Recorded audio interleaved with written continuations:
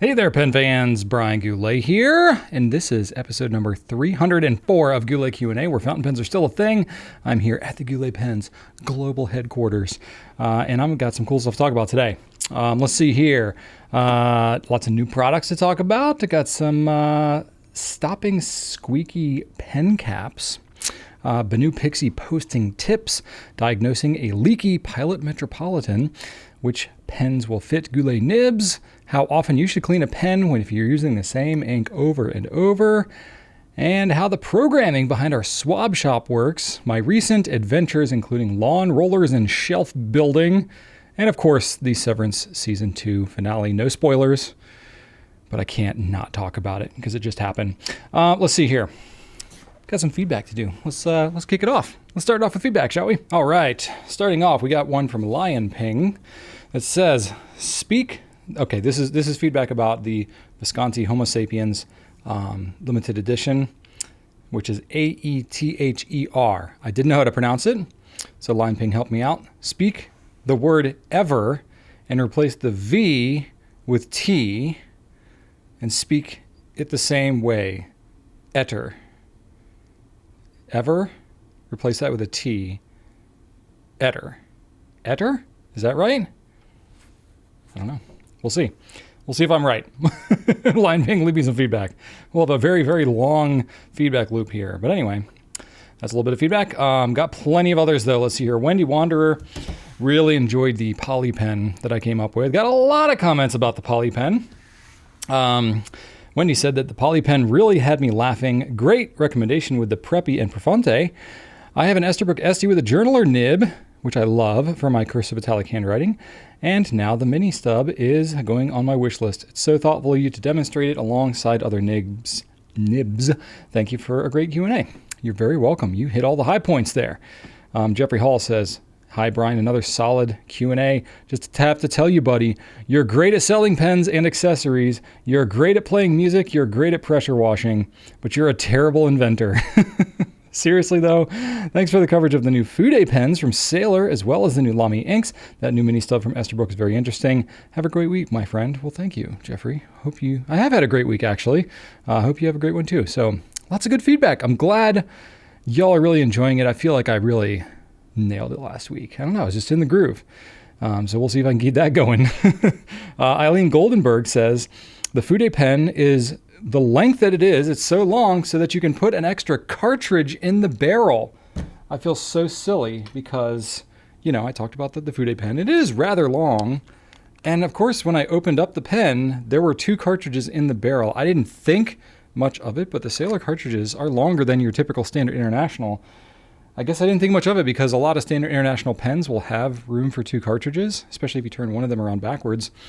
I didn't think much of it. So yeah, you can definitely store 2 cartridges in there for more ink storage, especially because you can't eyedropper that Sailor Fude. So yeah, great point. Glad you brought it up. I didn't even think about it, but yes, you can definitely do that. Let's see here. Tangerine Gin says, lol, the poly pen might need a little work. Rolling laughing face. And then Penned Up says, you invented a pen to fit those bare paw hands of yours. I've never used a Fude nib before. Are they hard words to write, or are they hard to write words with? How come they aren't an everyday pen? Well, some people do use it as an everyday pen. I'm going to answer your question with the feedback from another person, from Joel Varney, who says, I use a Fude nib daily for note-taking at work. I really like the line width variation that you can get out of it. It can write like normal for most of my notes, flip it upside down for comments on my notes, and hold it flatter to cross out notes when I have completed tasks. So yeah, you get a bunch of different kind of things at once. So yeah, I would say that most people are probably not using Fude nibs as everyday pens. They're not widely available, for one, so most people aren't even aware that they exist. I personally would say it probably wouldn't be the most comfortable pen for me for daily writing, but you certainly can do it if you're interested. The thing I love is that the Sailor Fude pen, it's $17, which is relatively affordable. So if you are curious, if you do like, interesting nibs, it's a pretty affordable one to be able to try. So if you are curious about it at all, get one, give it a shot, see if you like it, and then you'll know for sure. And last one, I got a lot of comments about this. Sunny Character said, Brian, at first I was going to ask you how you bruised your lip. Then I thought, nah, he just somehow got blue ink on it. Don't lick ink. Don't be a Brian. Lol. True, you should not drink ink, despite what Dr. Seuss tells you. It was in one of the Drink Pink ink. Oh, I can't remember what book it is now. I think it's One Fish, Two Fish. Yeah, it is One Fish, Two Fish. Has something in there about drinking pink ink. An ink that, or a skink or something that drinks pink ink. I don't remember. It's been a while. My kids are not Dr. Seuss book age anymore, so it's not fresh in my brain anymore, but it's a thing. Drinking ink. No, do not drink ink. It's just so funny. I got so many comments about blue ink on my lip. I had no idea.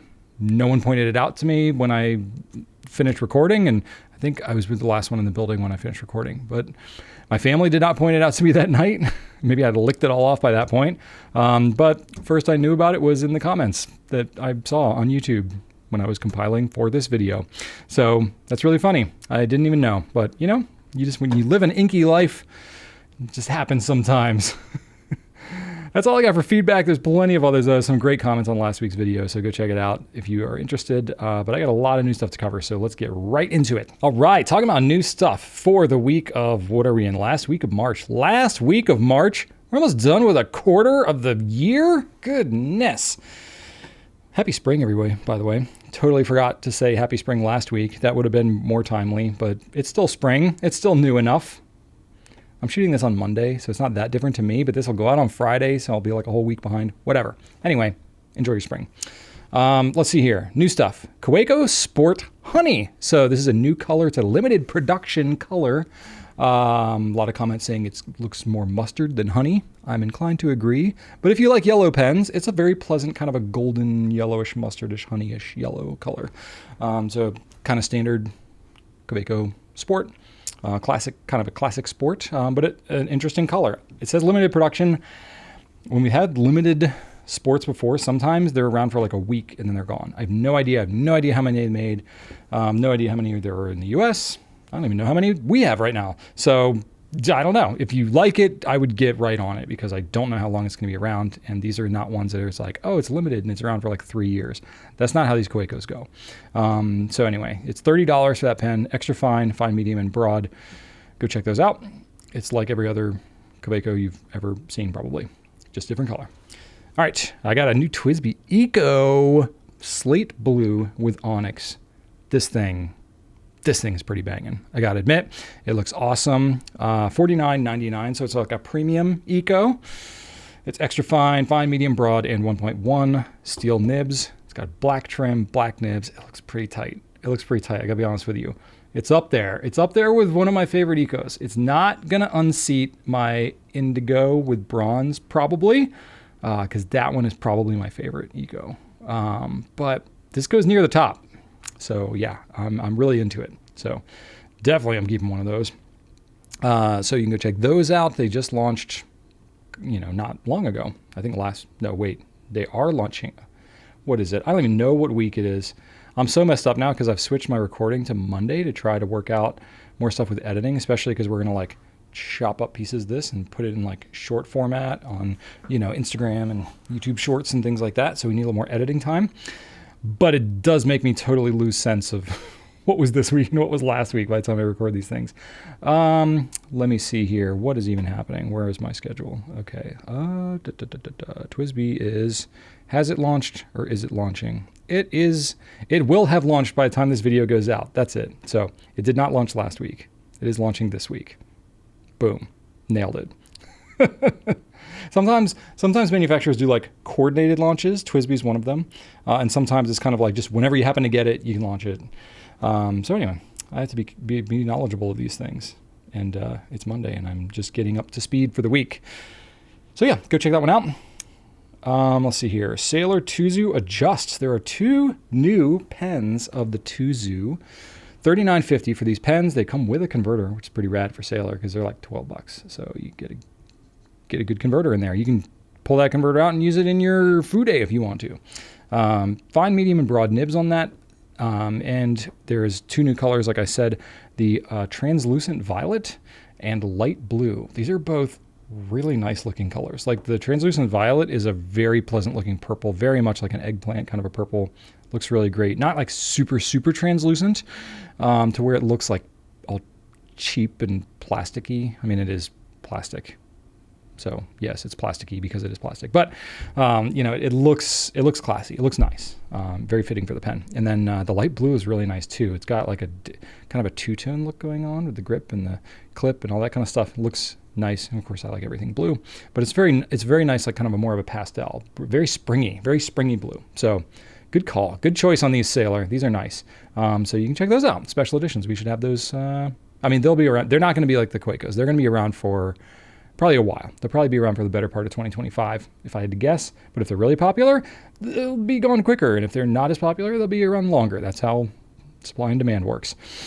Got some new inks. Endless Alchemy 45 milliliter bottles. That are the fun ones that like look like they're going to tip over, but they won't. I mean, not that they won't. They could, but they shouldn't. $18.50 for 45 ml bottles, which is plenty of ink. You don't need more than that, really. Endless Alchemy Poseidon's Reed is the first one. This is like dark blue, kind of a teal color. I don't know if you would call this teal. It's not a pure blue. It's got a little bit of green to it. But anyway, it's got a heavy red sheen. Looks pretty cool. If you're into blues with red sheens, there's plenty of them, and this is another one. And then Endless Alchemy Mocha Mousse Delight. So this is going to be kind of more of a special ink. It is coffee scented, which is interesting. Now, with all scented inks, in my experience, the scent is for the person writing it, not for the person reading it. So if you're going to like mail a letter with this scent or something like that, it's probably not going to have much of a scent after a day or two. But while you're writing with it, you can like huff your pen and it smells like coffee. Of course, you could just also have coffee around. But if you don't drink coffee or it's late in the afternoon, you don't want any more caffeine, you can snort your ink. Not snort it, sorry, sniff it. Boy, I'm really into the ink consumption this week, aren't I? Anyway, so this brown, it's a nice mid-dark brown, pretty decent shader. It draws inspiration from the Pantone Color of the Year Mocha Mousse. So yeah, should be pretty interesting. You can check that one out. And then let's see here. I got some zippered pen pouches from Girologio. So these are limited production. You know, there's a theme of limited stuff here. I have no idea how many of these they've made or how long they're going to last. It's kind of a new thing that Girologio is doing, but it's, you know, it's more like a pencil case kind of a thing. So it's just an open sack for all your pen stuff, but it's a pretty decent size. You know, you can fit like at least a dozen and a half pens in this thing. Plus you can fit some extra stuff in there because it's longer. It's like, you know, get 8 inches or so. So you got a few inches. You know, at the end of your pens, you can put some ink samples or, you know, washi tape or, you know, whatever other stuff that you want in there. So yeah, it fits a decent amount of stuff. $40, not bad. So you know, they're leather and pretty nice looking. So 3 colors: Blush Petal, which is a nice like rosy pink, Periwinkle Mist, which is a like robin egg blue type color, and then Lemon Zest, which is more like a lime zest. It looks more, you know, it's like a very greenish yellow, but it still looks pretty nice. Kind of interesting. You know, these types of leather colors, really hit or miss for us. I have no idea how popular these will be, but I don't know. They look cool, and they seem to be like pretty decent build quality and stuff like that too. So if you're into that, go check those out. And last but not least, for new stuff, we have Retro 51 has a new popper this week. Hopefully we still have them by the time this video goes, but if not, you'll know that this at least happened. They have a new popper, limited edition. There's only 683 of these, called Mermaid. So it is an acid etch pen, which means it's got like that 3D metal. It's like a metal pen with that 3D kind of texture that looks like fish scales. And it's a rainbow ion plating is what they call it. So very much like an iridescent kind of rainbowy color with like pinks and blues and yellows and stuff in that kind of fish scale pattern. It's got a cool little seashell, you know, looking thing, not actual shell, but like a seashell picture up in the icon, that's what it is. Seashell icon up in the top of the popper top. Popper top. Anyway, that's $88. If we still have any left, you should get on it right away, because I imagine this one's gonna be pretty popular because it looks pretty rad. All right, so yes, I know this is a lot of new stuff, and actually it's not everything. And since I'm not doing a Q&A next week, this is gonna have to hold you over. But you can check out the new arrivals and the coming soon on our site to get the latest up-to-date information. Let's move on to company updates. I got a couple of those and then we'll get into the questions. All right, so first of all, I have a new video for you called the Sheening Ink Showdown. I don't know if that's the official title that we've used at this point, but basically I take 12 of our, I'm not going to say, 12 very popular sheening inks, are ones that are known for having a lot of sheen, and I swab them all and compare them and rank them. And I got some surprises in there. The number one ink surprised me a little bit, and then some of the other ones really surprised me too. So it should be nice and fun and entertaining, and of course they look really awesome too. So you can check out that video if you haven't seen it already. As I mentioned already, I'm not going to have a Q&A next week, but I will be coming back on Friday, April 11th. So I'm sorry to miss ya, but whatever. Just watch this video twice, I guess. And then I mentioned we've had some fridge issues here at Goulet Pens. We had somebody come in, fix it, sort of. So we ended up having a leaky coolant system, which is the third leak that we've had. But apparently this was a new leak. I can't remember. The first leak that we got fixed ended up not holding, so they had to fix it again. And then there's another leak. I don't know. We asked the fridge guy, and we were like, is this common? Because we have like a big commercial fridge. We're like, is this common for leaks to happen? They're like, yeah, pretty much. It's like, great. So anyway, the fridge is fixed until it's not again. So we got nice cold drinks and creamer. Boy, I tell you, if we run out of coffee creamer in this building, like other than probably a fire happening, that's probably the thing that gets the most attention around here when we're low on creamer. It's an event. We take our coffee very seriously in this building. Anyway, that's it for company updates. Nothing that serious, but I got some good questions, so let's get into it. All right, question number 1. MH7-256 says, I have a Retro 51 and the cap squeaks when I remove it, as does the barrel. I'm assuming this is a fountain pen version. Should I use silicone grease to stop that, or would that ruin my pen? No, it will not ruin your pen. In fact, that is actually the perfect solution for it. And I went ahead and grabbed a pen, and I'm going to show you exactly how to do it. It's very, very simple. All right, here we go. I've got my Retro 51. This is a pen that's no longer available. This was our Santa Jaws pen from back in the day. I don't have a huge number of retro fountains, but this is one I've got from back in the day. I looked through all of mine. I don't have any that squeak, but I can see maybe how that would happen. Particularly anything with like metal threads can squeak, or maybe like really thin plastic sometimes. I went through probably 50 of my pens trying to find ones that would squeak, and I couldn't find any of all different types of brands. But I have a Retro 51 here. I can show you how to grease it up since that's what you asked about. I can't demonstrate how it fixes it, but I can at least demonstrate what I'm doing to fix it. Very, very simple. You can use a toothpick or a cotton swab or whatever, or you could just use your finger like me. You don't need a ton, honestly. In fact, you don't want to glob it on there, because it's not like when you're eyedropper converting a pen, you want to like fill the threads with grease. Essentially, you just want a little bit of grease on these threads. So just dab it on your finger and then kind of, just scrape it onto the threads a little bit. You don't have to, do a ton. Basically, you just need some to kind of get on there. And then just moving it back and forth, it'll spread it around enough. You're not trying to seal up the threads necessarily. You just want to provide a little bit of, resist, or a little bit of relief from the friction that happens on there. So you can do that, and then you can also do it on the outside threads too, if your cap is what's squeaking. I find that, the cap is more likely to be really annoying, because that's the one that you'll, when you're opening up the pen, you're usually alone. You're not around other people, like in a meeting or something. But if you're capping and uncapping the pen as you're using it, you're more likely to like be around other people. So I just kind of scrape a little bit. Of course, I'm getting it all over the grip of the pen. That's fine. You're not going to hurt anything, because this is silicone grease. It's clear. It's colorless. The stuff we use is like food grade. It's really pretty safe as far as that goes. Very inert. It just adds a little bit of lubrication. And if you glob on a ton of it, especially on this part, you could get it on your fingers. So what I always do is I put it on there, and then I don't press super hard to wipe it off, but I will just kind of wipe off what I could easily touch with my fingers, and then put it right back on. Now, if it does have a tendency to squeak, you may need to reapply this every so often. It really depends how much of a squeak you're dealing with. But I've found that any pen that I've ever had that's had a squeaking issue, put a little bit of silicone grease on those threads, and it basically fixes it. And I don't have a lot of pens that I've had to reapply it with necessarily, but it could be, next time you go to clean it out or whatever, or if you're wiping it a lot, you dip to fill the pen and you're wiping it off really hard with, a towel or something like that. You may need to reapply, but it uses so little grease.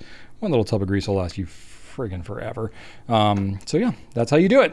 So perfect solution to your problem. All right, I got a question from Traveling Sounds. It says, hi, Brian, really excited about the BENU Pixie. The little cute thing I talked about, was it last week? No, it's 2 weeks ago. I think it was 2 weeks ago I showed it in the spotlight. Let's see here. The issue that concerns me about those is how good that they post, because it really seems important for that pen. Yeah, it's a pretty small pen, so without posting it, it kind of just gets lost in your hand. But if you post it, it increases the length to pretty much more of a normal pen.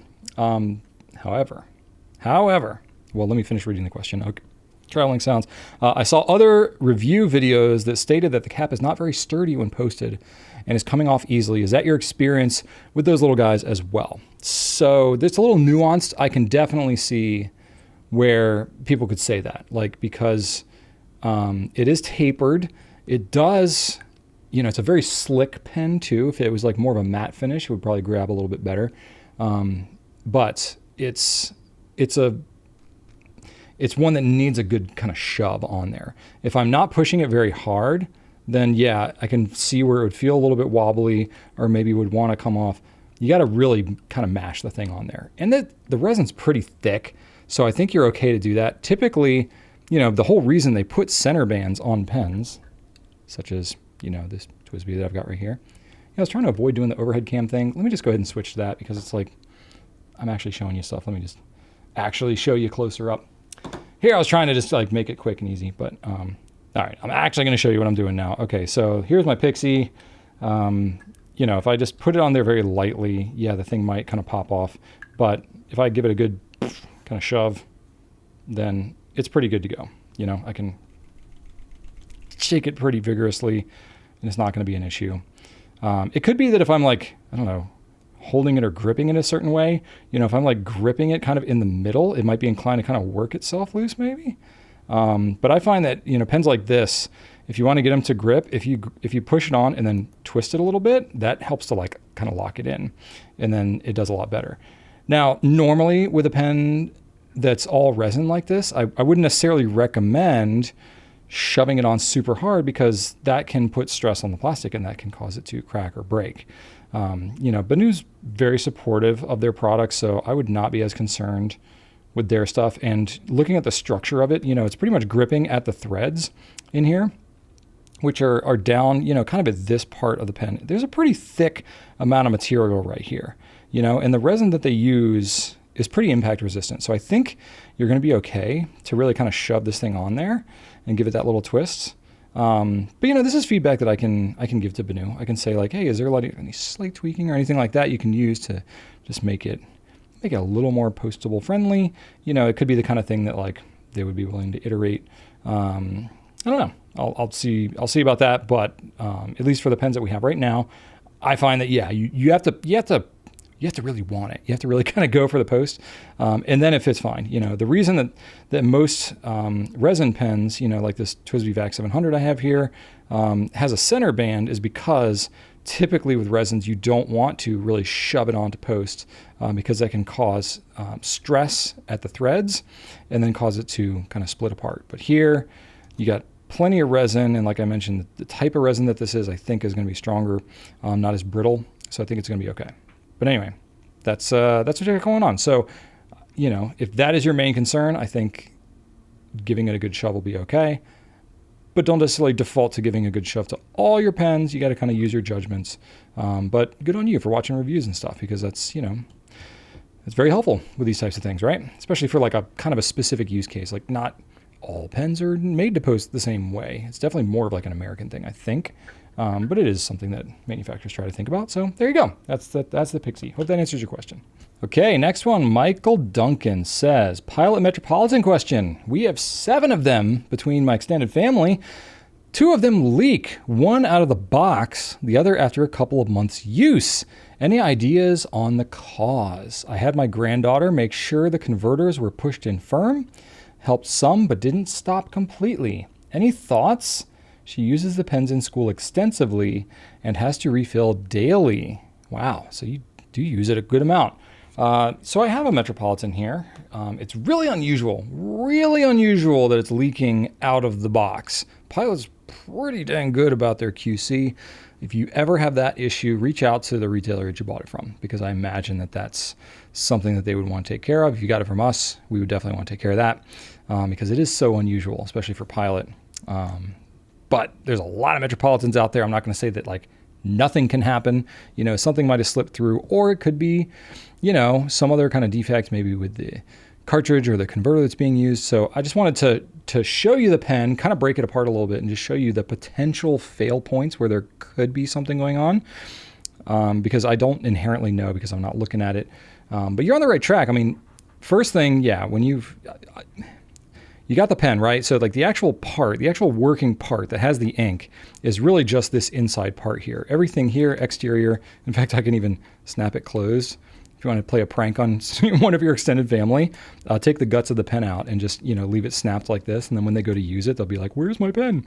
So that's kind of fun if you want to do that. But anyway, so this is everywhere where the ink is going to be, right? Or should be, at least. You have the nib and the feed, you have the grip and the converter. That's it. There's only like 4 parts that you're dealing with.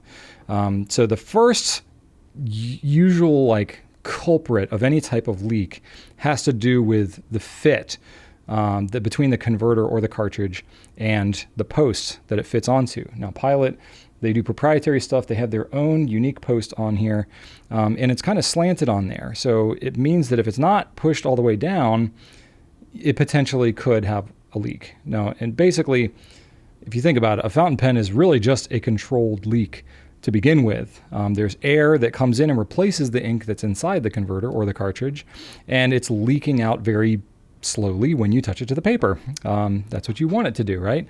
If there's too much air that is able to get through, then it's going to cause it to gush out of your pen or burp or leak or whatever, and that's bad. It's sort of like if you hold a straw, that you've taken out of your drink. If you hold the top completely, that straw is going to stay filled with liquid. It's not going to, just dump out of there. But if you let your finger off just a little bit, it'll start to pour out. And if you lift your finger completely, it just dumps out. So if you have a leaky converter or a crack or something like that, that's the equivalent of like lifting your finger off the straw, and then all the ink can just like dump out of the pen. That's generally bad. Usually not a desirable quality in a fountain pen. So first thing, you mentioned here your granddaughter checked it, so that's cool. I'm going to assume that that's done right. So next thing I would check is the converter or the cartridge itself. Now, generally speaking, if there is crack or a damage or something like that on the converter or the cartridge, it's usually pretty obvious. So I don't want to insult your intelligence by pointing out obvious things to you, but I'm just, it's like anything else. It's like, if you have a computer issue, it's like, is it plugged in? Is it turned on? Have you turned it off and turned it back on? Is the firmware updated? You go through a checklist of kind of the basics to just rule out some of the simpler things before you get to the more complex stuff. So fit issue is number 1. Checking to make sure that there's nothing wrong with the converter or the cartridge or whatever, because especially like these little sacks, right? Like not on a new sack, like it should work fine. But, it's possible that over time, with use, the thing could break down or it could be punctured or something like that.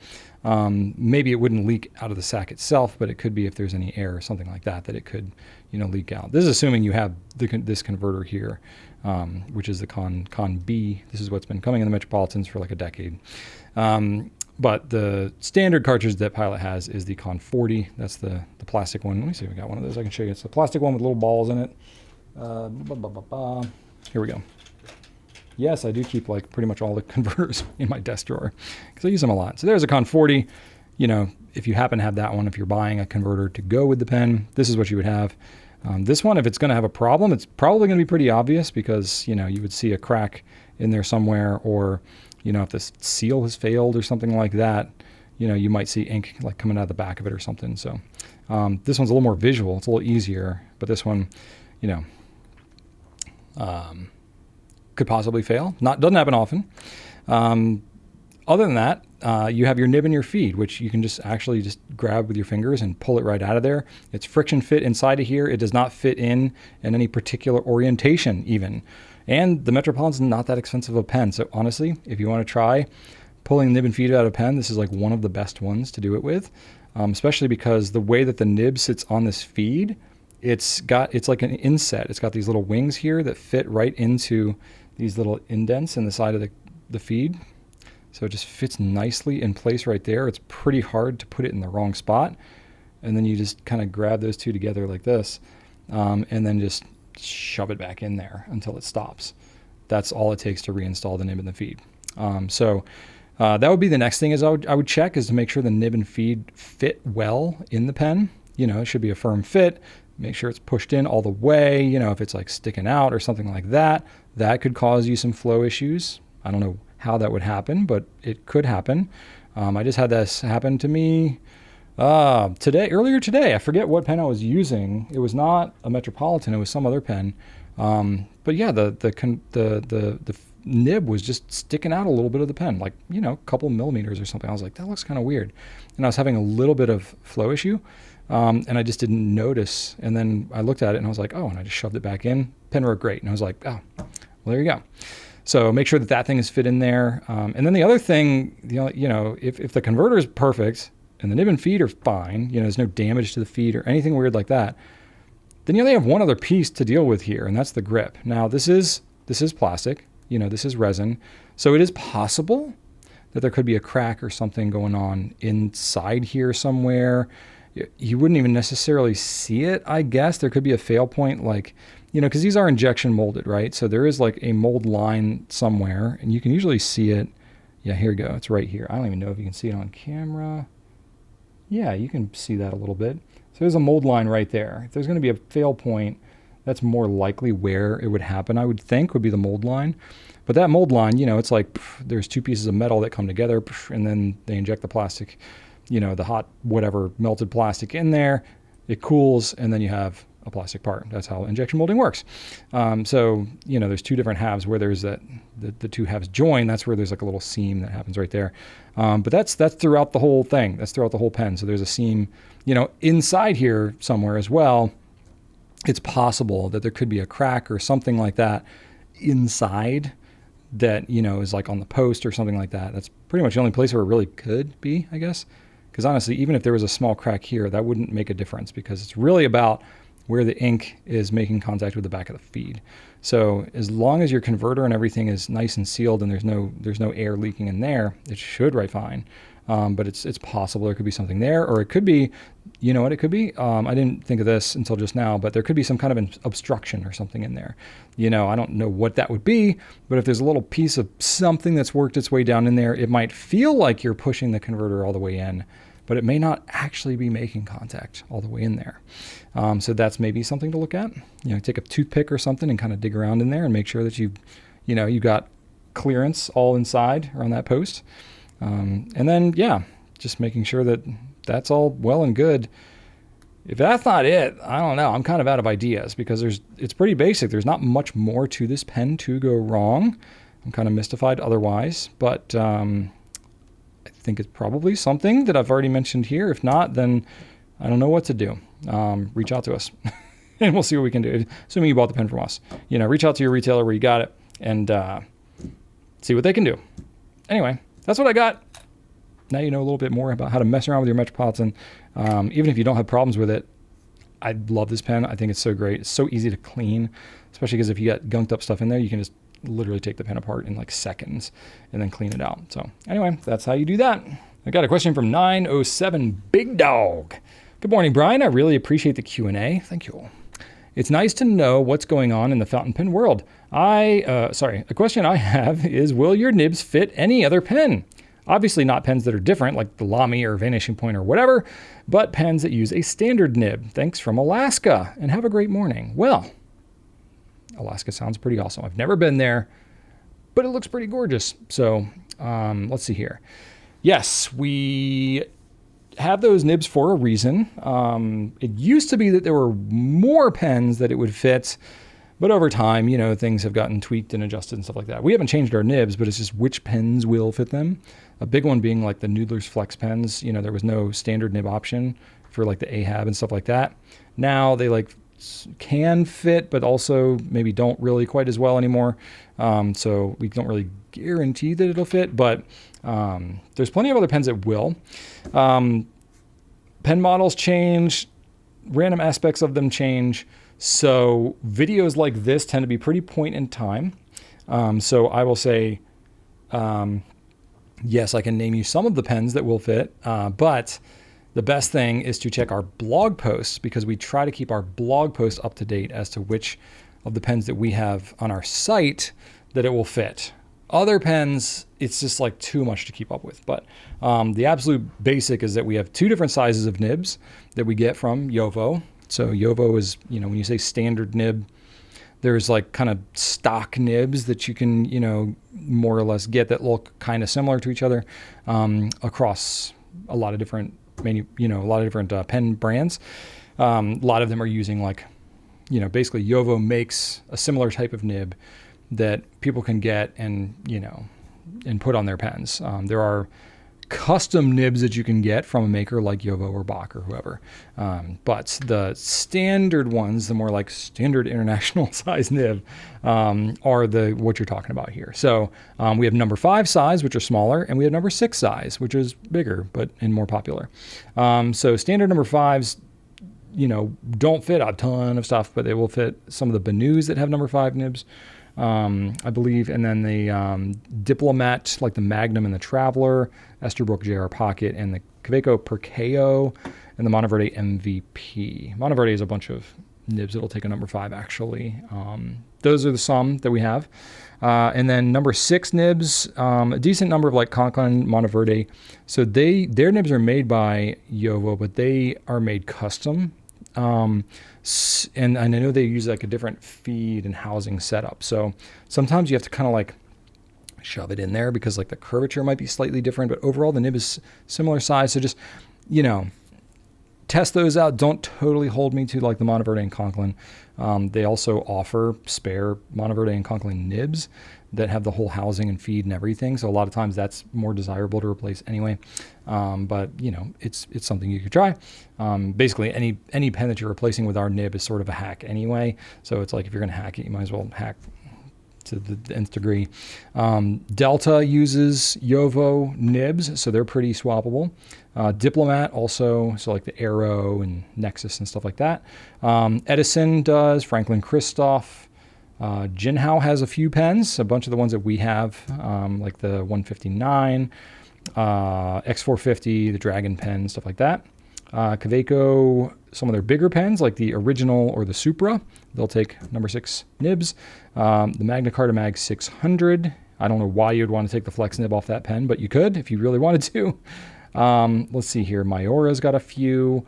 Montegrappa has a couple of pens. A bunch of Monteverdes, I said. Let's see here. Opus 88, they'll fit as well. Some of the Opus 88s uses the number 5 nibs, but a bunch of their number 6, like the Demonstrator. Let's see here. Retro 51 Tornado, that fountain pen uses it. So there's a bunch of ones that will.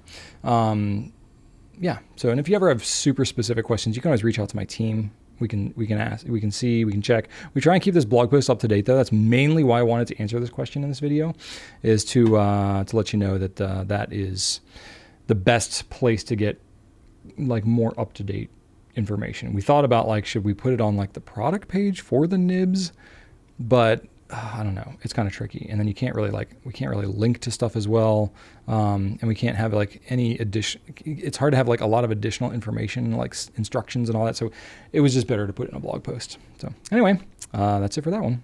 Got one from Louis Javier. Hello, Brian. New to fountain pens, and I have a question on refilling ink. Is it necessary to flush out the converter or vacuum fill on a pen if you're trying to keep using the same ink in it? Or is it something that I should do every so often and not every time? Well, I'm glad you're here in the fountain pen world. This is one of those questions that like will seem so simple once you are familiar with fountain pens and you use them a bunch, but when you're new to it, you're like, I have no idea. This is a whole new world to me. So I'm always very willing to answer questions like these. However, a lot of people have heard this question a lot. So I'm gonna answer it, but also I'm gonna point you to some resources where you can learn more information, stuff that I've developed more for people who are like newer to fountain pens to really help like accelerate how quickly you get to the good stuff, shorten that learning curve. So I have Fountain Pen 101 series. The one that is probably most honed in on exactly what you're talking about here is part 3, called How to Clean a Fountain Pen. So I mentioned specifically in there like how often to clean it in various scenarios. Of course, parts of a pen is very helpful too, the number 1. So that's a really good series. We'll have that linked in the description. So yeah, I would say if you are refilling a pen with the same ink, you don't have to clean it, like at least not often, right? I know people who never do and basically just wait until there's a problem and then we'll do it.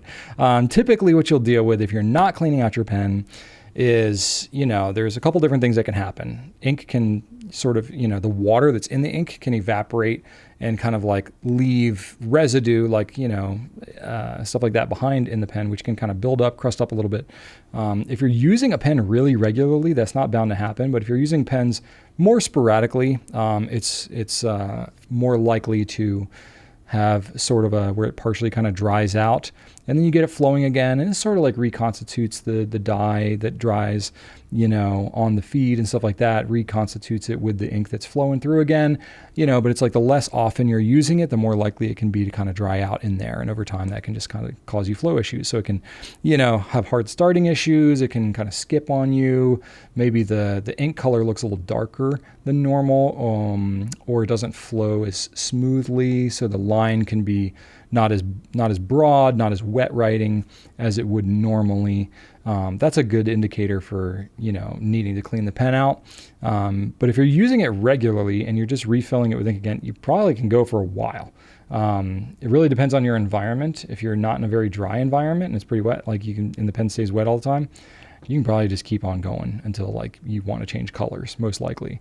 But I would say, once a month is a pretty good, if you're using the pen daily and you're writing with the same ink, maybe think about it once a month and clean it out. You don't have to do like a full thorough cleaning either. Just like at one point, if it's been like, it's been at least a month, don't refill it when it runs out. Just go over, fill and dump, in a cup of water like 5 or 6 times.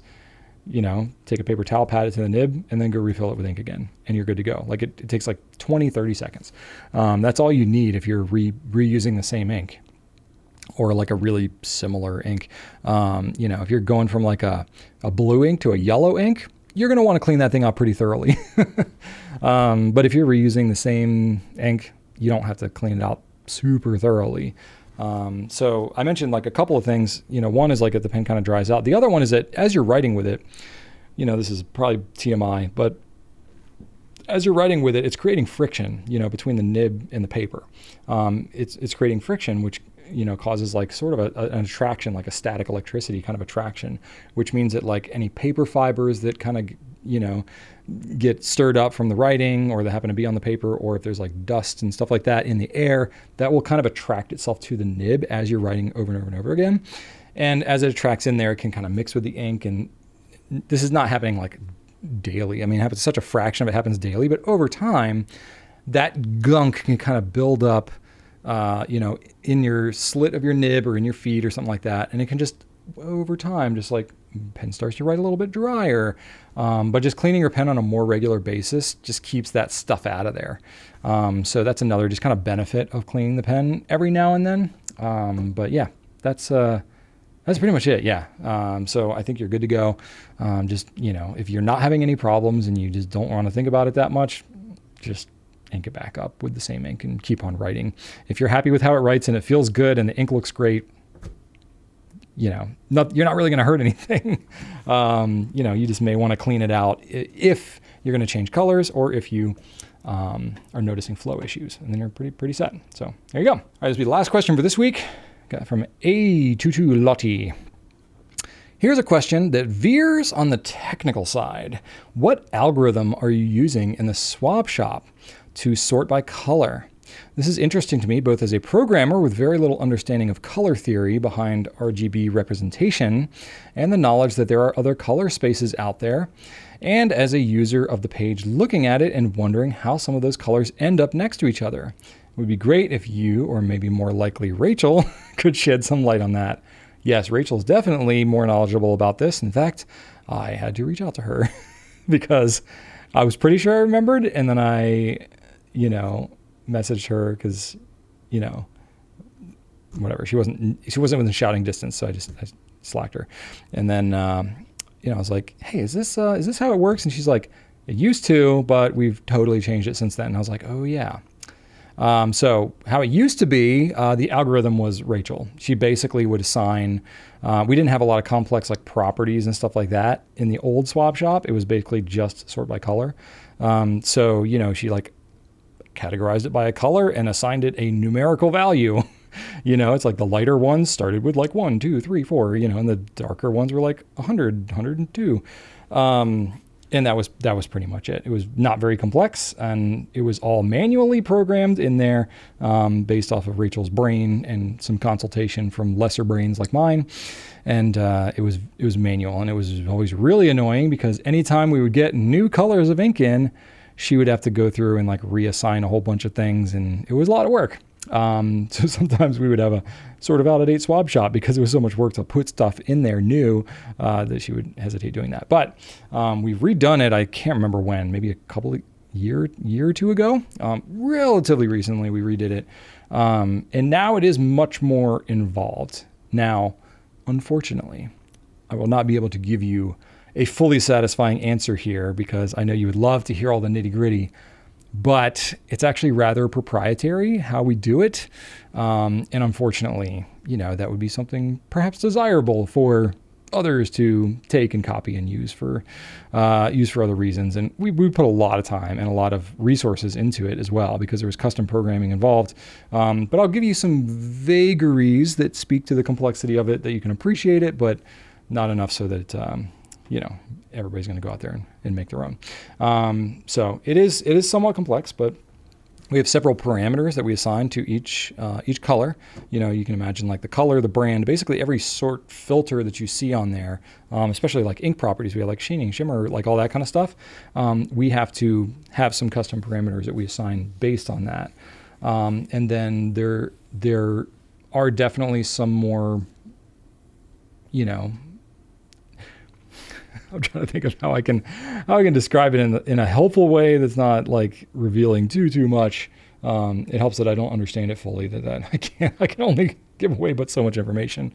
But basically, after we assign all these like kind of custom parameters that we've put in there, we have essentially code that we've worked with developers. We're not like deep programmers by trade, but we have partners we've worked with who help develop that custom code and essentially has some kind of algorithm or some kind of magic that works behind the scenes. I honestly don't even understand it. So Rachel would have a better answer for you, but she's not going to give you a better answer. So this is all you get. But it is custom, and it's pulling based on, the parameters that you're searching for it. So it's, I forget exactly how many parameters we have in there, but it's probably like 10 or 12 or something like that. And we have to assign all of those, basically manually. There might be some components that we can sort of like, with certain colors, you can like, use like color picker software and stuff like that. It's so tough though, because any of those tools that we've ever tried, even if you go into like Photoshop or something, you're trying to look at like RGB or hex codes or something like that. It's so difficult because a lot of the swabs, especially if you have anything with like sheen or shimmer or anything like that, I mean, which part of the swab do you pick for one? And we find that like any of those color pickers are going like, almost like by pixel. And so it's like when you have inks that are like multi-tonal and things like that, the stuff that it's trying to auto select is like way off, and you're just like, you kind of need like some human element in there. So we end up using a good bit of our own discretion in assigning some of that stuff. And then more of the computer, magic is happening when it's like sorting and kind of serving it up, as opposed to like putting in kind of like the raw data. So we're doing the raw data stuff kind of manually with human element, and then more of the the recall is happening on the computer side. So that's about all I can give you, but I hope that at least helps you appreciate some of what goes into it, because it is pretty involved. But at least now, with all that programming and stuff that we have in there, it makes it so that we're not having to like assign a number 1 through 1,000. And, you know, if we get 7 new brown inks that are all in the same range, you're like, dang it, now I have to move all these numbers around to make room for it. You know, it's like, it's using different components. So it's not like, things are not like stepping on top of each other like they used to. But anyway, so that's that. I don't have a pen spotlight for you this week, so we're just going to jump right on into Brian's adventures. All right. Well, I've had some fun, like, medical things I've been dealing with. I'm not going to get into any of that because it's not fun and it's personal and whatever. But, you know, as I was trying to like, I was like, what have I been doing? What have I been up to recently? It's like, oh, I did this. Oh, that's like a thing. You know, that's like, first off, not interesting. Also, you know, too personal. And I was like, oh, I have this. Oh, that's also in that vein too. So it is interesting for me to try to find like relevant personal things that are fun for you all. But I did mention that repainting my son's bedroom, he's been great. He's helped me through the whole process. He's helped me sand, you know, down spackle sand, fill in holes, all that stuff, prime. You know, we painted the ceiling. We did everything. We ended up, let's see here, we ended up doing quite a bit of hole patching and sanding and stuff like that. And then we, you know, had to prime the whole room, including the ceiling. We primed everything, and then we had to do 2 coats on the ceiling. So we did a white paint on the ceiling, and then we painted his ceiling fan blades because it was like primary colors, you know, like you'd have in a kid's room, but he's 15 now. And I was like, he was like, oh, we can leave it. And I was like, I think you're going to like it better, you know. So we just painted the blades white, so we had to take those off. It was kind of involved. It was the kind of thing I was like, I don't want to have to do this again anytime soon. You know, he's probably going to be out of the house by the next time I need to paint this. So let's just do this right. He'll be happy with it. I don't have to ever think about it for the foreseeable future, and we'll be good to go. So we did it. We did, you know, the full treatment. We did multiple coats. He ended up with this nice like blue color. I tried to take pictures, but it doesn't look color accurate at all, but whatever, you know, you get the idea. And then I didn't want to paint the trim, but I tried to touch up a couple of spots on the trim to find out that the color that I was touching it up with is not the same color as what was on there. And I was like, fine, we'll do the trim. So we ended up doing the trim too, which took a couple of coats, and then we needed a couple of coats on the wall. We ended up doing, I don't know, a lot of coats of paint. But it looks really, really good now. Very happy with it. My son was very helpful, and that's great. So now we're in the process of assembling a whole bunch of shelving, you know, because the whole point of doing this was like changing the color, but then also we wanted to get a bunch of shelving, you know, like bookcases type stuff. So he's going to end up with this like library of bookcases so he can display all of his like Lego and Gundam and stuff like that. So we went through all the time to paint these walls, and now we're going to like cover half of them with shelving units, which is like cool. Glad we spent all that time. Oh, it's fun, but he's really happy with it. And that project is more or less done. I just have to like finish, I think, one more shelving unit, and then like attach them all to the wall and stuff, because, you know, they're pretty tall. Let's see here. What else? It's springtime now, which means it's mowing season. So, yep, that's happening. The grass isn't like too long yet, but I don't know what the heck is living in my vicinity. I know we have a groundhog nearby. I've seen it a couple of times. So I think that's causing some problems. And I know we have like voles, you know, voles or moles or something that is like burrowing and leaving those like, you know, trails, like the movie Tremors. You remember that? It looks like that in my yard. It looks like some tremors have just been like, you know, going through and tearing up my yard. I mean, I feel like I'm going to break my ankle just walking around my house, because it's just the whole friggin' yard is like just all disturbed. And then the whatever groundhog or squirrels or something have been going and like digging holes. You know, it's not like an animal that's like burrowed in and is living in a hole. You know, it's like, you can tell it's something that's been digging up, and then it finds whatever it's looking for, and then it stops. So it's like 3 or 4, maybe 6 inches deep, these holes, but they're friggin' everywhere in my yard. So it looks like somebody's just like, you know, taken like a Gatling gun and just blasted my whole yard, and then, you know, everything has just gone burrowing it up. So it drives me crazy, but, you know, now when I mow the lawn too, it's like I'm bouncing around everywhere. So I invested a year or two ago in this thing called a lawn roller, which is basically like a giant rolling pin that you can, I have a riding lawnmower, so I pull it behind my riding lawnmower, but I fill it with water. The thing weighs like 900 pounds. And I just like rolling pin across my yard, and it like flattens out all those little like hills and stuff like that. And it works pretty great. So it's nice when it's like we've had some rain, ground is nice and soft, and I go and I roll the lawn. So that's what I did this weekend. It was pretty fun. I don't know, yard work is annoying, but I also kind of like doing it too. It's very gratifying. It's like this thing needs to be done, and then I did it, and now it's done. Very clear. Things don't always work like that when you're running a business. It's like sometimes you work on something and it's like, this may make an impact, this may not. I may find out 9 months from now if this work was good. But mowing the lawn is pretty much like, yep, I'm doing it now, and I can see like each strip that I go around. It's like, well, that's done, that's done, that's done. Very, very gratifying. Lots of little dopamine hits. Let's see here, what else? We got to talk about Severance, because we just had the finale last week. Oh my gosh. Okay, if you haven't seen it, I don't know what's wrong with you. You need to see it. I'm just kidding. But seriously, it's amazing. I'm not going to say like I called it, but like I was early on the Severance train back in season 1. And I was like, this is one of the greatest shows ever made. And I've not been shy about that. And now it's like getting a lot of acclaim. And it's like the most watched show on Apple TV Plus. And everybody's like all about it. And it's awesome. And you should probably watch it.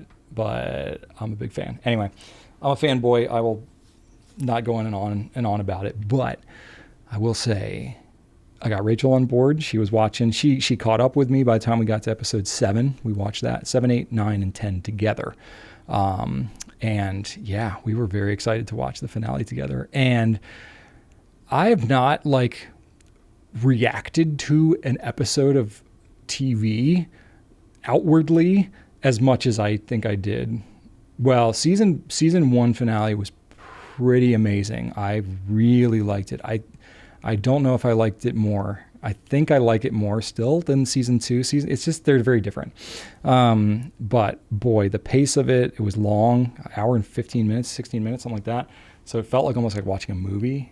It was so good. They packed so much in. They kept the momentum up. There was lots of surprises in there. There were lots of things that I wasn't as surprised, but even the way they did it, I was like, dang, I didn't see that coming. So yeah, I just like went into it. I had some things I hoped that they would answer or whatever, but I went in with very few. It's, if you don't know the show or whatever, it's a mystery box show. So there's, you just kind of get thrown in, you're finding out all these little things and you're like, what the heck does this mean? Where does this fit in? And things get revealed, but then more questions come up. This is a very thoughtful show, and it's like a puzzle. So of course I enjoy that. But anyway, so also as of when it released, they hadn't yet officially renewed for another season. So I was like, they have to renew it. Like, how can they not? And then they did. So now it's official. They're going to do a Severance season 3, which is amazing. I'm so happy. And I think they did a really good job. I was just absolutely I laughed. I didn't cry, but I teared up at portions, but it was so well done. So well done. I've never been this emotionally invested into a show, which is pretty rad. So yeah, it was really good. I absolutely enjoyed it. Did not disappoint me in the least. And I'm probably going to watch it like 10 more times. I haven't rewatched the episode, but I've watched a lot of YouTube like recaps of different people. Anyway, that's enough about that. And also I was inspired because there was an episode that alluded to some stuff from the Twilight Zone. I watched some Twilight Zone a few years ago, but I haven't really watched like all of them or whatever. And I don't know, it's just different style of TV. It was back in like the late 50s, early 60s. So totally different vibe of television. It's much more like kind of theatrical, and the pace is just so much, different than the way TV is now. I don't know. It's just very interesting. So I'm rewatching the old Twilight Zone stuff, which is pretty fun. So that's what I've been up to. Playing a lot of music, having fun with my kids, doing stuff. Yeah, and that's pretty much it. We'll wrap it up. So I just want to thank you for watching. leave me some feedback. Let me know how I'm doing. Leave me some questions down in the comments because I want to keep doing this. And, I'll have 2 weeks until I do the next one. So lots of time for you to leave comments and feedback and stuff like that. Check out gouletpens.com for fountain pen ink paper needs, of course, because that is how we fund this whole thing, is with the pen business. And my fun fact for today is about Severance because I couldn't think about anything else. So if you're not as familiar, the writer is a guy who hasn't written a whole ton of stuff. This is his first big show. His name is Dan Erickson. He came up with the idea because when he moved out to LA to get his writing career kind of off the ground, he was working a temp job, and he got assigned to work at a door factory, and his job was to do something with managing spreadsheets with information about UPC codes for different types of hinges and doorknob parts and stuff like that. He said it was absolutely mind-numbing. He said there was good people he worked for, but it was just absolute mind-numbing work. And he had the thought of boy, I wish I could just shut off my brain and finish the work day and then just go and actually do the stuff I want to do. And that was originally the idea for what if you could sever your work self from your outie self, and that's what got the thing off the ground.